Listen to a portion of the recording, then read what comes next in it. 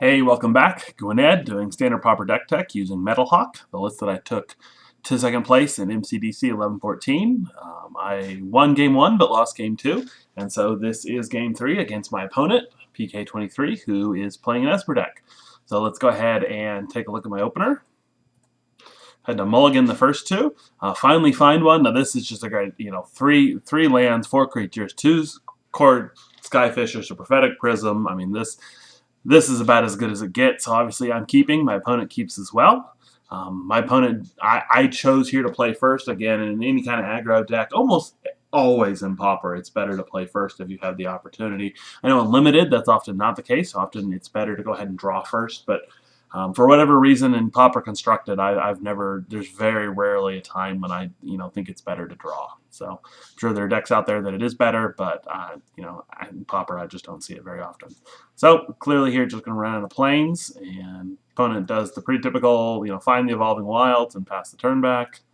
And then I'm able to go ahead and draw yet. Now this is, again, talk about unfair draws. 3 course Skyfishers in your open, within turn 2, I'm just in such great shape here. Assuming I can draw any kind, one more land probably. It's really going to be a pretty good game.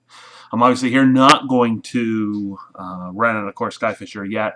I've seen people do this in this kind of situation, but I just don't understand why you would ever want to do that. Why you would set yourself back on development just to play it out. In turn 2, your opponent responds by killing it with a Doomblade, and you are just way behind. So unless you're really desperate, I just don't recommend doing that. Instead, I go ahead and run out a Squadron Hawk, much better turn 2 play, and allows me to search out my library and get the next 2, and I'm really here. I'm just in great shape. So pass turn back, opponent goes ahead and finds a plains, and we're off and running. So his second one is another Terramorphic. Again, that's great for me. Again, don't have to worry about any counter magic here. Don't know. I don't think that my opponent ended up playing any mana leaks, at least not that I ever saw, but certainly it's something that you always have to be aware of when playing Esper or 4-color control. So here I know he doesn't have any way, nothing he can do against the Squadron Hawk. Nothing I can do with 3 mana, really, so it's a perfect time to go ahead and play out the Teetering Peaks, and I didn't have another land anyway, actually. But go ahead and run that out, and get that extra damage in. That's a great, great place to be. And then here, have a couple of options. Could have played out a second Squadron Hawk. Could also start playing out a Prism, now that, especially since I have 2 in my hand.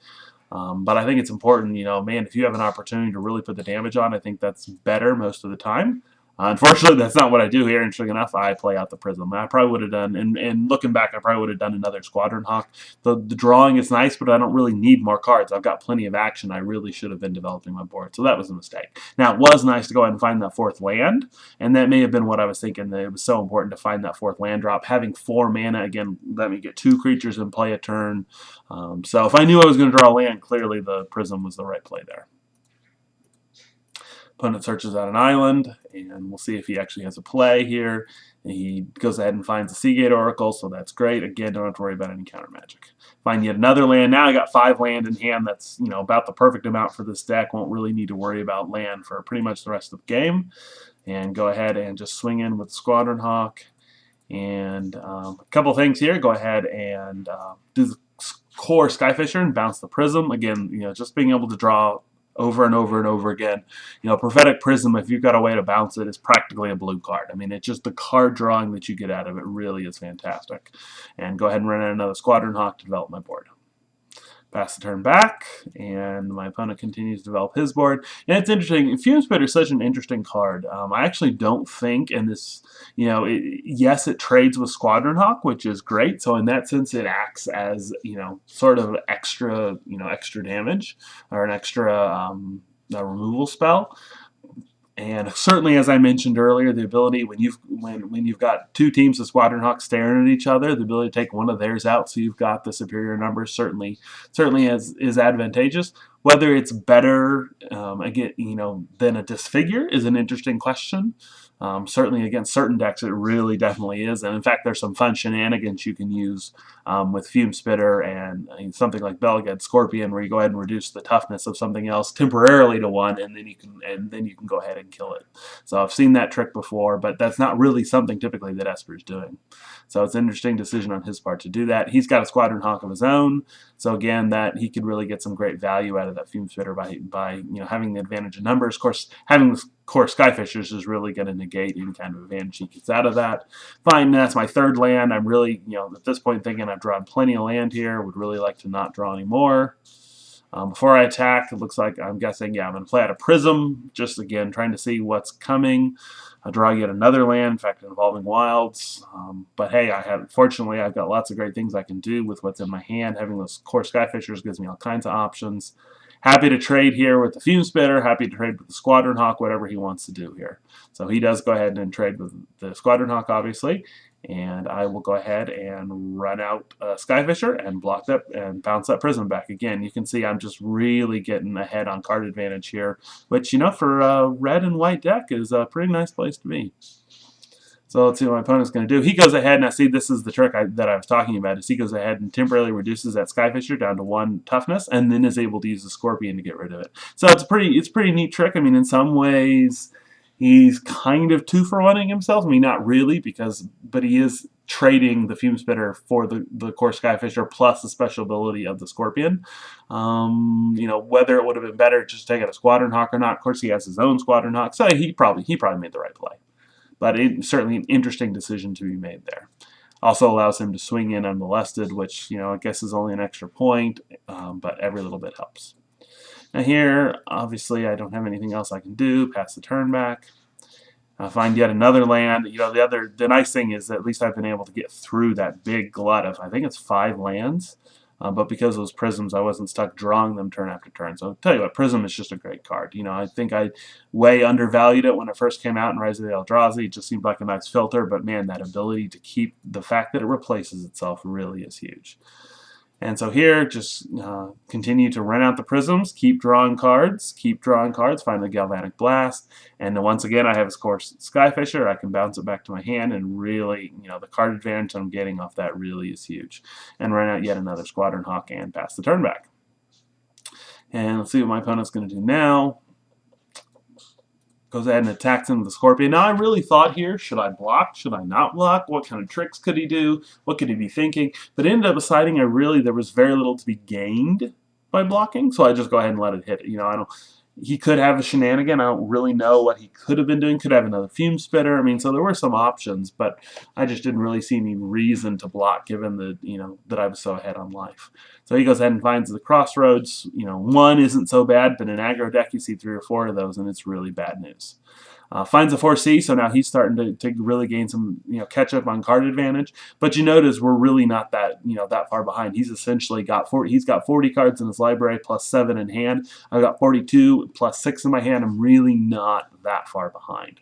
So considering he just he's an Esper deck and I'm an aggro deck, that's pretty good.